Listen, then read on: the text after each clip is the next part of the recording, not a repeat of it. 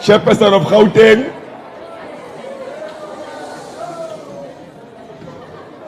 When you were introducing me here, I was telling Comrade ANCYL that it sounds like it's ringing a butcher already, but I'm still alive.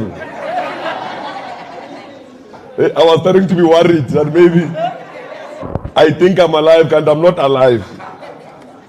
But because I'm in the middle of medical practitioners, I think I'm in safe hands here.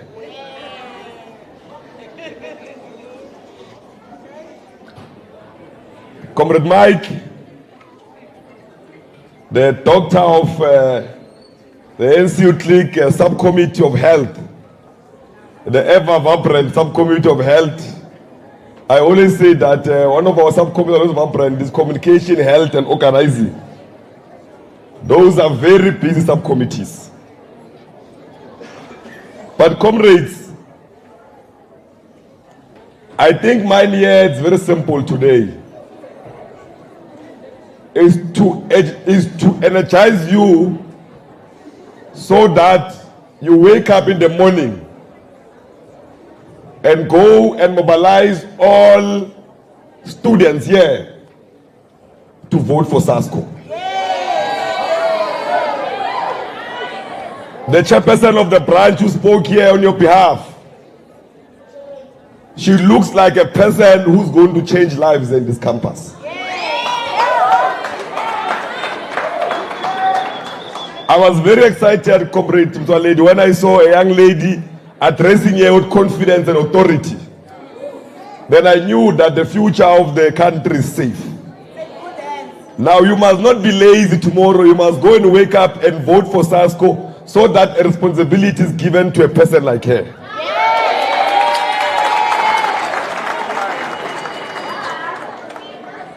With all the weaknesses that the movement is having in our government, but we can confirm that part of the reason we're fully here in this hall, it is because of policies of the African National Congress. With all its imperfection and challenges, if it wasn't for the African National Congress and SASCO and the laws that are put in place, we will not be here in this hall today studying here. And with all those weaknesses, we must acknowledge that the ANC really tried to intervene. Because most of us from very poor backgrounds will never have an opportunity to go to a university if the laws in place do not allow that. Now, comrades, with all the weaknesses like any other house, le matata lona auto frua paka war waspela ka gaya o sa boa ka wane maobane zange ba reka cold drink mara maloba e rekile. Now o gopola matjatjala cold drink mar o gopola hore mokgatlo wa the African National Congress under SASCO with all its weaknesses is continuing to fight for the students to have access to education. And what we are fighting for, we are not fighting for NEFSAS. We're fighting for access to free education for all. There must not be anyone. Already black people are in trouble. Already we have no dignity. Already we are dispositioned from our economic activities. Already we are faced of poverty. Can you imagine, Comrade President of SASCO, that now you must explain yourself every year, how poor are you for you to study? We're saying no one has to prove how poor they are for them to study. If you qualify for a course, you apply for it, you get, you enter, you start. This many days of affidavits, where you must prove how poor is your grandmother and your mother, for you to access education must go to an end.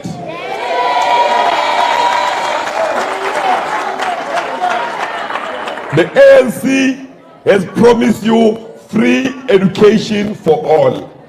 The ANC never said you must prove how poor are you to education. We must take from the rich and give to the poor. We must tax the rich to fund education. Why are we protecting the rich who are stealing our minerals every day who are protecting them every day. They take this money here to go and build their own countries at the expense of our people. We're saying those who mine here, who take our minerals every day, who exploit our people, they must use that money to fund education in this country. We don't want excuses. We're saying NHI is now an act. Those who are in court must be in court. While they're in court, you comrades who are deployed by the people of South Africa, don't fear white people, white males who are in court. You fear them. You can't fight them under apartheid and fear them under democracy. How do you sacrifice yourself under apartheid to fight a system of oppression? When you are in power, you are still complaining like you are not in power. We're saying, Comrade Aaron, don't fear to implement policies of the ANC. Implement resolutions of the ANC, including NHI. Encourage people to wake up in the morning. When they are sick, they must go to the nearest hospital next to them. Whether it's a private hospital or a public hospital, all hospitals in this country must be declared public because of NHI.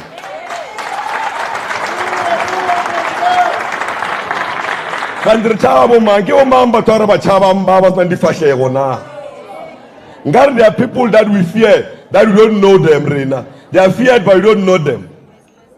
Minister Balla mu minister, mukule minister Allah. Regasbel minister Allah ngerlogon, walla minister liet. Ralla le Rena, le minister walla, rella kamuka. Kanike manke tapili na. Everyone is crying.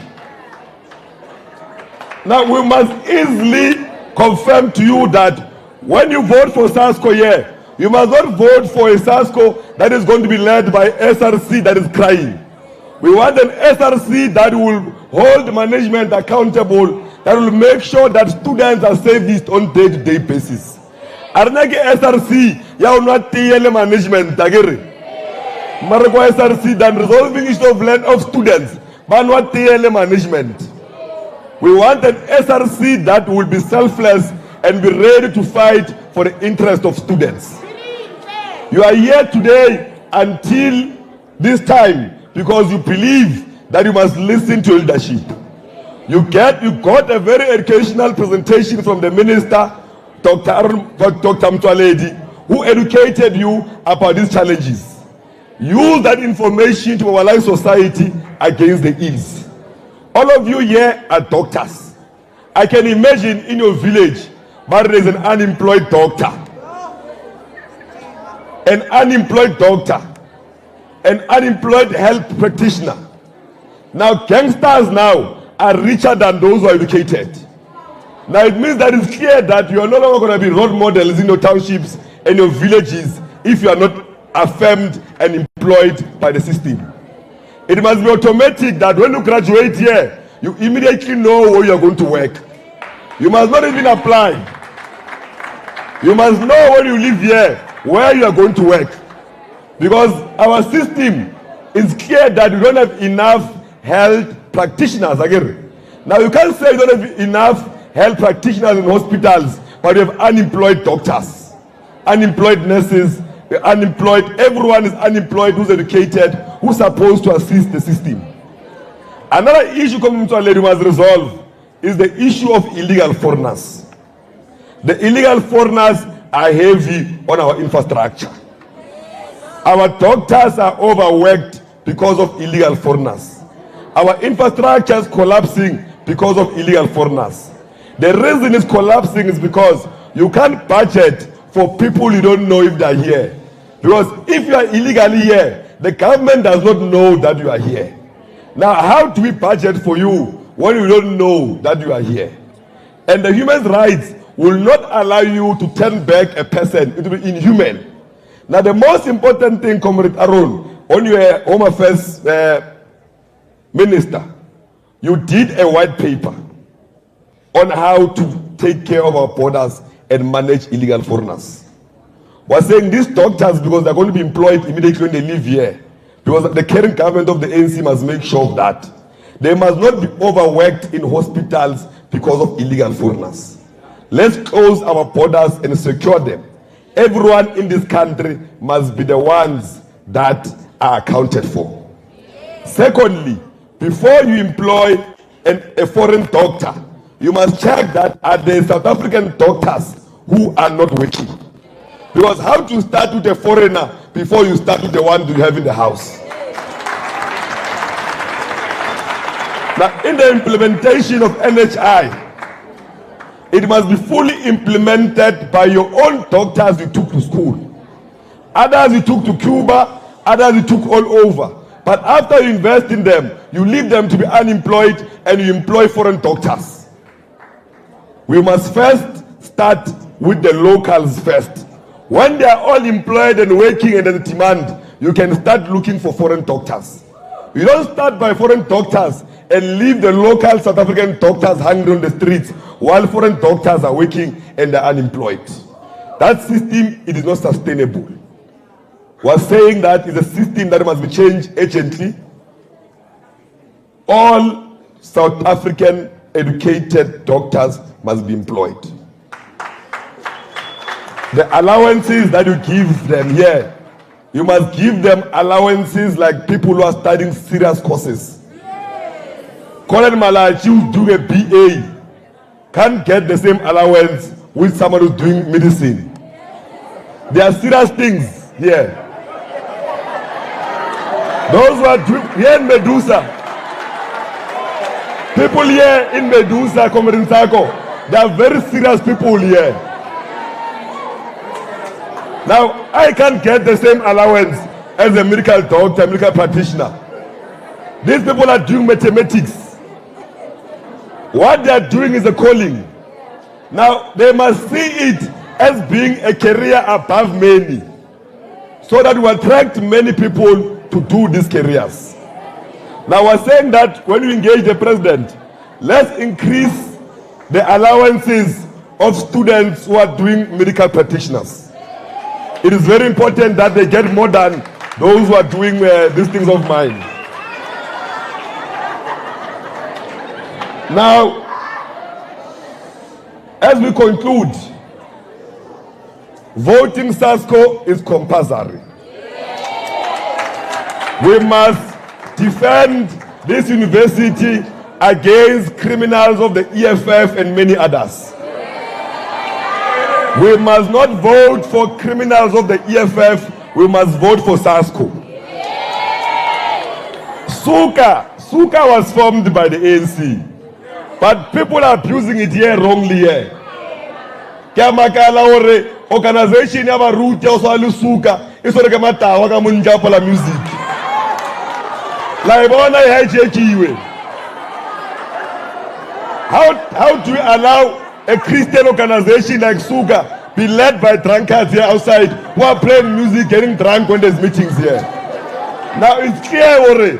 That is not our SUKA. Now doctors can't vote for those drunkards. When you have a proper leader here who's very strong.